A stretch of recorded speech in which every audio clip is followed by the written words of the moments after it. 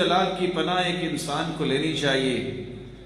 سچی بات یہ ہے کہ یہ ایک ایسی بات میں کرنے لگا ہوں جس میں ہر بندہ ہی شریک ہے۔ گھبراہٹ تو ہر بندے کو ہو جاتی ہے، بے چین تو کبھی ہو جاتا ہے، کبھی خوف فقیری کا ہوتا ہے، کبھی قرض کا، کبھی بیماری کا، اور آج کل تو کرونا کا، اور کبھی دشمن کا، کبھی کسی چیز کا۔ دسیوں قسموں کے خوف اور بے چینی اور گھبراہٹ بھی موجود ہیں۔ رسول اکرم صلی اللہ علیہ وسلم نے فرمایا یہ بے چینیاں کیسے ختم ہوں گی، یہ گھبراہٹیں کیسے دور ہوں گی، یہ خوف کیسے انسان سے دور ہوگا؟ جامع ترمذی کی روایت ہے 3528، سنن ابی داؤد کی روایت ہے 3893۔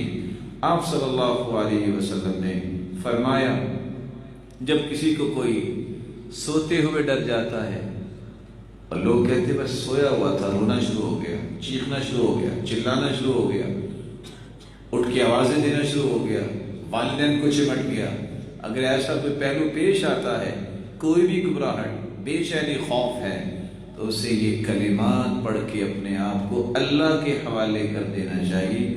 اعوذ بکلمات اللہ التامات من غضبہ وعقابہ وشر عبادہ ومن همزات الشیاطین وَأَن يَحْضُرُونَ۔